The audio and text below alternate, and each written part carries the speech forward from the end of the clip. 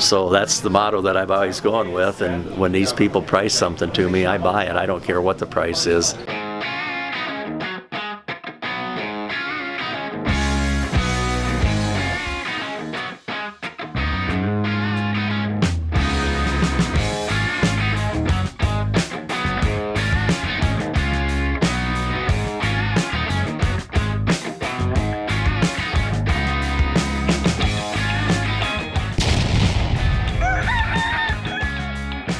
I'm Jerry Zahner from Wakarusa, Indiana, and I've been in this business for ever since I was a child. I have most of my toys, the 16th scale, still in the box from when I was a kid.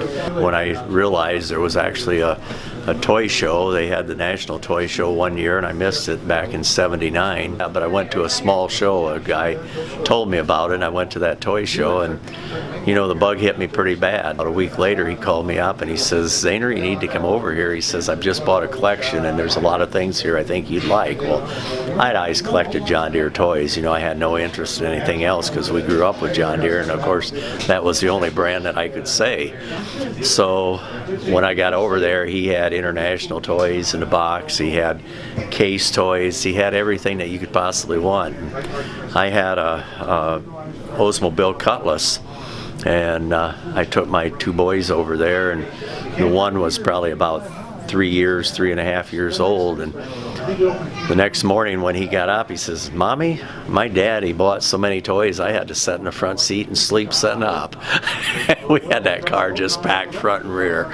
And you know, when you get that many toys, what do you do with them? You know, but I thought I'd just keep them because I thought they was pretty neat, and they was. I mean, there's no doubt about it. It was back in the 50s, 60 toys is what it was, and of course I think the older toys are always real neat.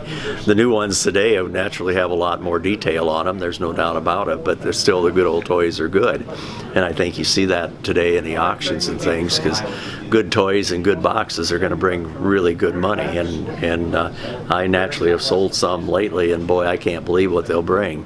I don't know, I got into this real heavy in the 80s, starting to collect and handle toys, and most of it was John Deere, but then I got into stuff that other people liked, and I realized that there was other people that liked other brands of tractors other than me, and in order to pay the bills on the toy shows and stuff, I started handling all the other toys, and then I finally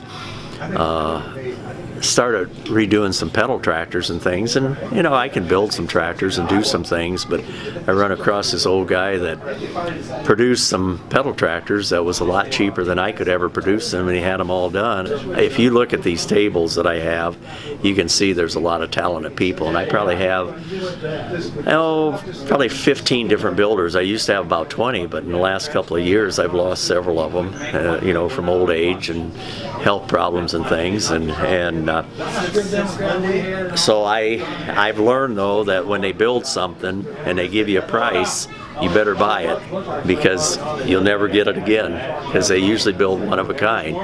And I can ask them to build me something, but the thing I learned a long time ago are these guys are artists. They're just like somebody that uses a paintbrush, and when they make something, they see it in their eyes, and that's the way they're going to build it.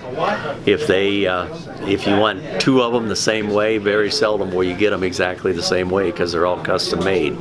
And I can tell them how I want something built, but they see it in their eyes, and they'll build it and they'll paint it the way they see it, and that's the way it is. And I've always told my kids, I said, if you don't buy it when you see it, you're going to lose sleep over it. And I said, I've lost more sleep over anything that I didn't buy than anything I ever bought, because if you own it, you can sell it, you can give it back to somebody, but if you don't have possession of it, you can't do a thing with it. So that's the motto that I've always gone with, and when these people price something to me, I buy it. I don't care what the price is if I think I can sell it. And if you look around here, you can see there's some pretty high dollar toys in here. I don't know if you call them toys, but they're collector items. How many pedal tractors do you currently own?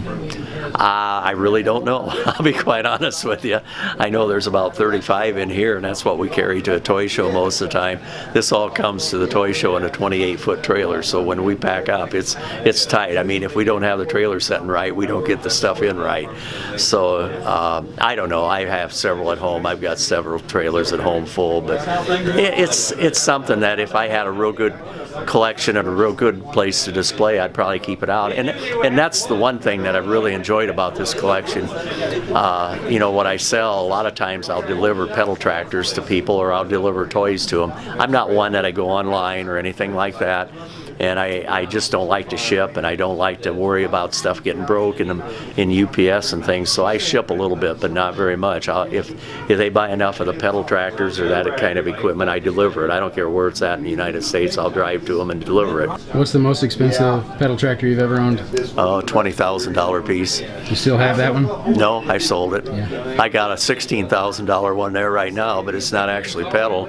It's remote control, but it's handmade, one of a kind. You'll never find another one like it. But I mean, I went into this one guy's place and he had 20 buildings full of collections. I mean, not just pedals. He had one building full of pedals, only pedals. He had a tractor or a shed full of regular tractors, 4 lines 200 foot long of tractors. He had a tractor shed with large steam engines, one with small engines, hit-miss engines, bicycles, motorcycles, trains, circus equipment, circus toys, cat toys. He had an international dealership, a mock-up international dealership, with his good tractors in the back and the toys in the front, the tractor literature in there, parts in the store. What's your favorite piece you've ever owned?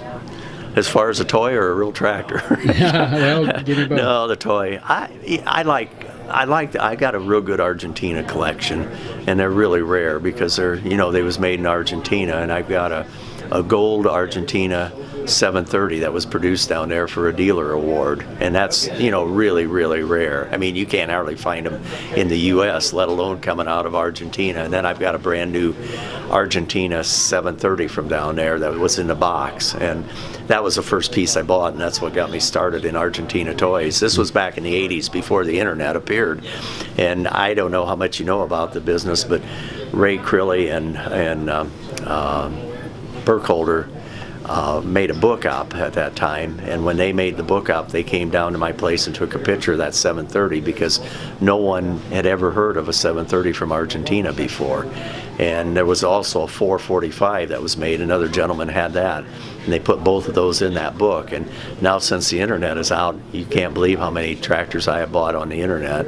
I haven't bought them, but other people have bought them on the internet, and I've filled a lot of my holes in the collection with them.